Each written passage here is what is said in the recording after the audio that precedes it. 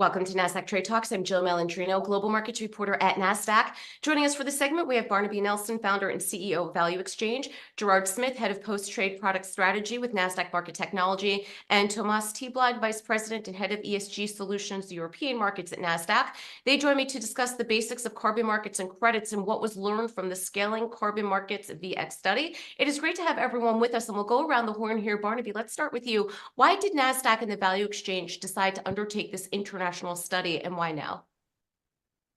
Yeah, no, thanks. I think for me, the key thing about the carbon markets is ultimately there are very few markets around the world that have to scale at anything like the pace, or have to scale at anything like the pace of this one. So, therefore, the questions about scalability around how we actually can facilitate greater market liquidity are, more acute in this market than anywhere else. And so, therefore, the need for us to be able to form an industry-led business case from the within was really, really critical, reaching out to market participants from kind of project owners all the way through to corporates. And Gerard, from your perspective? Yeah, well, I think there's plenty of anecdotal evidence that shows why it would be difficult for the carbon market to scale, but we wanted to really get into the detail with some industry participants that actually gave us some evidence about what those obstacles were, and therefore start a conversation with the industry about what the potential solutions could be for that. And we wanted to start that conversation now because obviously there is some urgency around this particular topic, and we feel that Nasdaq is in a strong position to support the development of this ecosystem, because obviously we're experts at running markets, and we're also experts at providing the infrastructure that allows those markets to scale. And obviously we wanted to we want to bring a degree of institutionalization to the carbon market so we can unlock the potential and therefore really see these markets scale and become a potential kind of catalyst for ensuring that capital is directed in the right way into these carbon projects. And finally, Tomas, from your perspective. Yeah, I think I can just agree with what Gerard just said, but from my perspective, also that the carbon market is a key component if we should be able to jointly succeed the fighting on the climate change and reverse the emission of greenhouse gases. And I think through the markets, we can establish the price on carbon and thereby setting a price on the negative externality, which the carbon emissions really are, and thereby drive the economy and the society to the right decisions, allocate capital in the right way, and decarbonize. And as Gerard said, I mean, we from Nasdaq, we used to operate super efficient financial market, but we realized when we engaged in the carbon market that the carbon market is not really efficient as it is right now. So we wanted to conduct this survey to get the input from the external stakeholders and also compare them to our view. Because as Gerard said, I think we from Nasdaq, we're in a good position and we have good, strong capabilities to support the whole ecosystem and support the society in helping out building efficient carbon markets. Right. And Barnaby, the survey draws on views from over 130 organizations around the world. Can you touch on the audience a bit further? How are the respondents broken down? Yeah, so look, I think for me, the two key angles really here. I think one is, as Gerard says, there's no single problem, I think, in terms of the carbon markets. This is basically one of the key things is to be able to actually frame up the multitudes of different perspectives and different requirements that different people have. So from a functional perspective, we went to great lengths to make sure that we covered off not just kind of the people who are running projects and people who are buying them, but also, with a focus on the word institutionalization, as Gerard mentions, really making sure that we bring in market operators, brokers, funding banks, and all the people who actually are the kind of the actual foundations to a liquid market. Equally, we wanted to make sure that we got a good global perspective, because obviously, up to about half of carbon credits are bought locally. So we needed to make sure that we had great representation from APAC, from Europe, from Africa, and from North America, really making sure that basically that we end up with, you know, a good view of all. And what's really fascinating is actually as you get to that level, you start to realize that if you get enough funding banks in the research, for example, you can start to see how their views do strongly differ from those of others. Equally, you know, as I mentioned, you can see the strong home bias coming out. So for me, the key thing is ultimately is that we've really tried to make sure that we've gone far and wide functionally and geographically so that we can tell a complete global narrative. Tomas, many respondents cited the need to better educate participants and stakeholders on the basics of carbon markets and credits. Some of our audience may be new to the space. Can you provide a brief overview of what carbon credits are and how corporates can leverage them as a tool on their journey to net zero? Yeah, sure, absolutely. To put it very simple, carbon credits, it's an emission mitigation activity or a project performed by an organization. And the activity could either be an emission reduction credit, i.e. where emissions are reduced or avoided. Example of that is like energy efficiency, cook stove projects, fossil emission capture and storage, etc. Or it could be carbon removals, which are activities that actually captures and store the carbon from the atmosphere. So that is a very important distinction. We have the carbon removals that also can be either bio-based, so it's, or nature-based, or it could be more engineered or technical removals that store the carbon more permanently. So I think that is a really important distinction between these type of credits. And in our global decarbonization journey, I mean, the abatement, the reductions of our own emissions, that is the priority number one, absolutely. But the carbon markets are a really important complementary tool to speed up the decarbonization process and also to allocate capital in a really efficient way. And lastly, the permanent removals, in essence, that is the only tool that really can bring us down to the very net zero or even beyond and become net negative in the end. So we really need those kind of instruments in the long run as well. Gerard, the report focuses on the current state of voluntary carbon markets and what tools are needed to support growth across the carbon ecosystem. Can you highlight the challenges that are preventing scalability in the carbon markets? Yeah, absolutely. So the report comes through with a number of obstacles to the scaling of those markets. And I just wanted to touch on 4 of them today, which I think are the main one. The first one is price transparency. So when I buy a carbon credit, I need to know that I'm paying a fair price to that credit. And among other things, therefore, I need to know what the price history is of that credit or similar credits to it. Secondly, a lack of standardization. I need to know that we're talking the same language about carbon credits. So the way in which I define a credit needs to be the same way in which you define a credit, so that we know that we're talking the same language, among other things that need to be standardized. There's also a degree of market fragmentation and inefficiency. There's not a great deal of modern technology within the carbon credit ecosystem. And so that makes it difficult to scale, because I want to introduce these carbon credits into the same capital market technology that I'm using for securities or commodities, for example. So therefore, the inefficiency goes hand in hand with kind of transformation of the technology that's used in those markets. And then finally, there's still an issue of quality and integrity in the voluntary carbon market.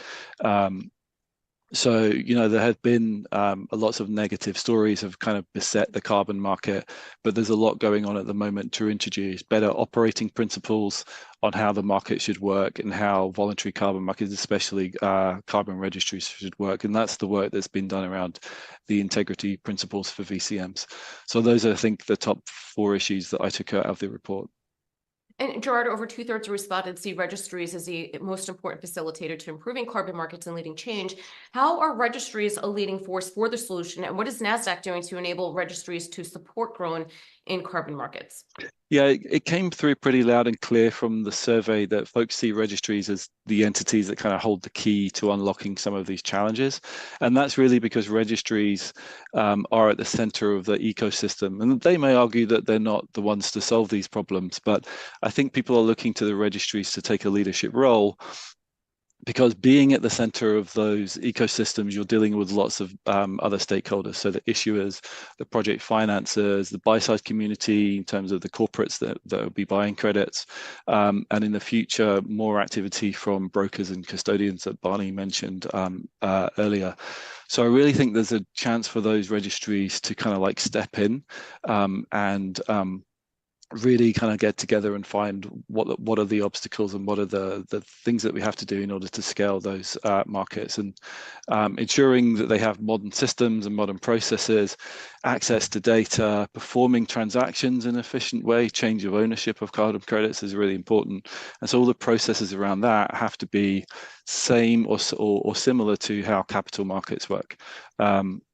And that's why at Nasdaq, we decided to build best-in-class carbon registry technology that's API-driven, that works with smart contracts in order to help them on that journey. And Barnaby, what other steps would you like to see the industry, policymakers, and participants take to help carbon markets scale? Yeah, I mean, I think, for me, that the key thing is ultimately standardization. I think to Gerard's point, there are many, many constraints on scalability at the moment. And, it's easy to throw out the word standards. I mean, most of the industry, capital markets would actually benefit from standardization. But I think in this space, it means different things at different stages. But if you think, from a project owner perspective, standardization of project documents, standardization of project verification processes would speed up, and reduce cost of issuance, so increase access to capital, reduce costs by about 57% of firms. And once you then get into the brokerage and the transaction space, standardized product definitions, as you said, Gerard, standardized legal frameworks, standardized due diligence documentation would reduce costs for pretty much 100% of the market, based on what we saw. And then on the buyer's side, from a corporate perspective, consistent legal regulatory frameworks, consistent, basically, as we said, consistent risk management, that equally would impact up to about a third or a half of corporates. So standardization has to emerge different ways and different things, but if we get it right at the beginning, the trickle-through effect will be huge. And Tomas, a great example of the commitment to scaling voluntary carbon markets is Nasdaq's partnership with Puro.earth. How does Nasdaq's relationship with Puro continue to move the needle and drive change in the carbon ecosystem? Well, I think it's, of course, the fact that Puro.earth is a registry. It's a carbon crediting platform, a standard in the registry. And there we are working on with the platform. We installing the Nasdaq technology as the IT platform. We're working on standardization, etc. And then in addition to that, when we entered into this market, we realized quite quickly that one of the key weaknesses or problems in the market was the trust and credibility in the actual assets that are traded. So therefore, we chose from Nasdaq together with Puro to focus on the durable CDRs, the carbon removals, where the certainty in the actual underlying activity is, and the durability of the storage is a little bit more known and less uncertain. And we focus very much together with Puro to scale these assets, i.e. the carbon removal credits, or the corks, as we call it within the Puro world. Because as we see it, without the trust and the certainty in the asset, the scaling is doomed to fail. So in addition to that, we also have worked a lot with what I mentioned before, the differentiation between the different types of credits. I think it's extremely important to do that differentiation between the more traditional emission reduction credits versus the removals, and also within the removals differentiate between the nature-based and the more permanent removals. With that, we strongly think that we build trust into the system and thereby build credibility and have a good foundation for the market to scale. Because I think these different instruments should be used in different ways with different targets, and that per se will instill trust and credibility. And hopefully, I hope and strongly believe that we, to Nasdaq, together with Puro, can and are playing an important role in this. Barnaby, how do you think the scalability and growth of ECMs will roll out in the future? Do you expect to see any improvements? Yeah, very much so. I think to Thomas's point, I think what's great is that you're actually already starting to see a significant price differential between credits that offer greater transparency and greater visibility. So I think there is already a commercial incentive built into the market that actually says, okay, look, it's worth it. And that there is a price reward in being able to offer this visibility up. I also think at the end of the day, I think the standards as a facilitator of everything we've talked about, they will emerge, not necessarily because they're imposed, but I think if you look at the global spot market for carbon credits, I think that's a great indicator of actually, a huge amount of liquidity growing, albeit early days. It's another good indicator of the fact that actually there is definite, a reward for scale. So I think for me, we're clearly all aligned on the fact that, this is something that we need to get right. The key, there's a huge amount, as Gerard says, of work going on to make sure that we can actually standardize and scale. There's a huge amount of commercial incentive for those who do. So I think all the conditions are set. Really, the key is basically making sure that we now take those first steps, working under the leadership of the registries to be able to actually really make this happen. So Barnaby, in one sentence, where do you expect to see the carbon market in 10 years' time? A significant, we have no choice. It has to grow. So I think we absolutely will see much greater liquidity through much better cooperation between marketplaces. And Gerard, I'll ask the same of you in one sentence. Where do you see this in 10 years? I think that all of the issues that we talked about today in terms of scale and standardization are all absolutely addressable, and it's just going to take time. Maybe 10 years is too long. Maybe we can do it a lot sooner than that, I hope. And if I get my way, then the carbon market will be probably the most technologically advanced and sustainable of all the asset classes, hopefully. And Tomas, in your opinion, one sentence, where are we in 10 years? I think it's going to scale. We're going to have a better separation of the different tools, and standardization is there. All right, gentlemen, appreciate the insight. Thanks for joining us on Trade Talks. I'm Jill Malandrino, Global Markets Reporter at Nasdaq.